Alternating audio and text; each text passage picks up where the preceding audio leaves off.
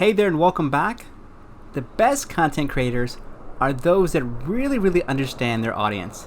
That's why in this chapter we'll be talking about how you can better understand your particular audience.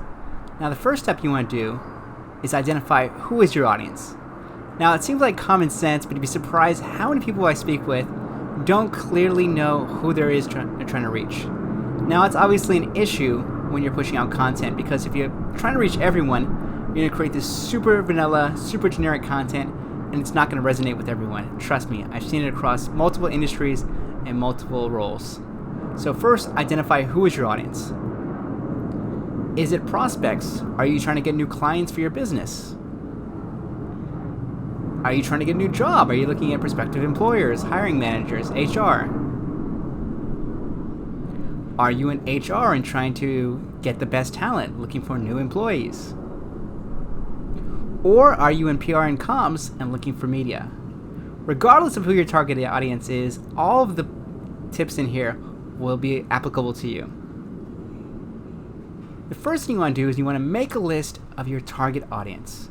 Once again, it seems common sense, but you'd be surprised how helpful this will be down the road. Not only this, but note their specific social media profiles. So I used to have a Google Excel sheet that had their name, maybe their title, company, and then a link to their social media profiles. Why do I do this? Well, once you have a list, what you want to do is you want to check out their content. So on LinkedIn, it's pretty easy. You can just go ahead and look at people's previous content they posted. Same thing with Twitter, Instagram, Facebook, and so on. So once again, why are you doing this?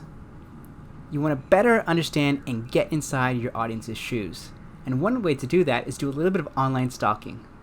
That's why once you have your list, go in, find out what kind of content they're sharing, because this will give you a good idea in terms of what kind of formats they like, what kind of topics they prefer.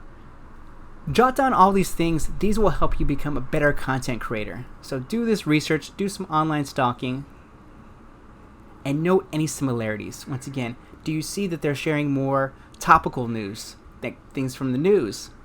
Are they looking at evergreen content, things that have been published maybe a couple years down the road but are still relevant today? What kind of things are relevant to them? Do they go to the same high school? Are they in the same industry? Try to connect the dots as much as possible, because this, once again, you want to find out what are similarities so you can really hone in on that when you're talking about your content. If you work in an organization, I highly recommend you speak to a couple different teams. First off, make sure you're talking with customers. Once again, this sounds like common sense. You'd be surprised how many organizations, how many people I speak to that do not speak with their customers. Now, this is a massive mistake because they are a gold mine. I've talked about this before in terms of messaging and getting a lot of the messaging and content ideas from my customers. I did this when I was at Forbes. So people always ask me, how did you write so many articles? I think I wrote 100 articles. And I said, I'm constantly speaking with people and catching up for coffee, and I'm asking them, what's troubling you? What are some of the biggest struggles? What's some of the things that keep you up at night? And I said, okay, how can I create a piece of content that's going to hopefully address that situation? It's as simple as that. So the more people you talk to, the more relevant people you talk to, the better you're going to be off in terms of having really refined, polished content. So start with speaking with your customers. Next, speak with your sales team. Why do you want to speak with your sales team? Because this team is generally on the front lines. They have a really good idea in terms of who your target audience is, why they're buying from you, why they're not buying from you, and so on. So these guys can give you some really good insights in terms of who your specific target audience is and what matters to them. Another team that you can't neglect is your customer service team. If you have these people on your team, make sure you're speaking with them, because once again, they're on the front lines. They can tell you exactly what customers love and what customers hate about your brand. The more information you get from these guys, the better, because you want to address some of the challenges.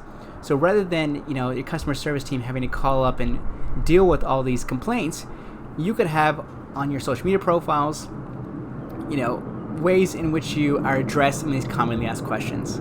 And commonly asked questions are another one of those key things we'll talk about here in a little bit. They're extremely important when it comes to creating content. So you might be thinking, Joe, look, I am just starting my organization, or I have nowhere, I have no idea where to begin. Where do I start? So once again, if you are just starting, here are some quick tips. One thing you can do, and I do this all the time, is to poll your audience. A lot of the social media platforms, particularly LinkedIn, have a poll feature. So you can ask them a simple question, and then you can see who responds to that. The great thing is, once again, you can see the votes, but you can go in the votes and you can see who's responding to that, and then you can message them privately to ask any follow-up questions. But once again, if you're just starting out and you have no idea, one thing that I did is I literally polled my audience on LinkedIn, as well as sent my clients a Google Drive questionnaire with just a few questions asking, what kind of formats do you like, what kind of topics do you prefer, and so on. So leverage LinkedIn polls as much as possible, because it can give you some really, really good insights in terms of your audience if you're just starting out. Another tool that I really, really love if you're looking more for topical content, so things pulled from the headlines, is Google Trends. Now, the great thing about Google Trends is it literally pulls out what people are searching for, and you can pull the criteria from a specific market. So in this case, I have pulled it from Singapore, and you can see what are the most searched content over that particular day. I can look at over a longer time period and so on. You can see the number of searches. I can get a link to that. So once again, if I'm trying to create topical content or get ideas, so for example, let's say I am in marketing and I see that Tesla earnings is one of the 6 most searched categories for that day. Couldn't I create a piece of content around, Tesla's marketing, why it hopefully had an impact on earnings? So once again, these are great ideas if you're just starting out to leverage Google Trends. Another thing, you can go dive a bit deeper and look at specific keywords. So in this case, I've typed in the keyword B2B marketing at the very top, and then you can see the trend. I can look at the trend over time. Is this something that is seasonal, or is this something that is slowly fading out? I can look at it by specific market. I can look at it by specific time frames, and then I can get some content ideas in terms of at the bottom, in terms of related keywords, related queries. So all these gives me really, really good ideas in terms of what people are searching for. So if you're racking your brain trying to figure out, what do I write about? Remember, ask yourself, what are people searching for? What are some of the questions they're asking? And the questions they're asking will lead me to the next one, which is AnswerSocrates.com. This is a super cool tool that I just came across. It is currently free. Google Trends is also currently free, so keep that in mind. And the great thing about AnswerSocrates.com is it allows you to find out the most commonly asked questions in a particular country. So in this case, it's Singapore. So I can see what are the questions people are asking. So previously with Google Trends, I can look at the keywords and the headlines they're searching for. With Answer Socrates, I can look at the questions they're having. So this is the trending questions in Singapore for today. And then I can once again dive a bit deeper. Let's say I want to find out what are the top most asked questions on B2B marketing in Singapore. And it gives you a longer list than this, the who, what, where, when, why, which, should, etc., etc. It gives you a laundry list full of questions. So if you are just starting out and you have no idea where to start your content creation journey, start answering these questions. Ask your audience, are these questions that you're having?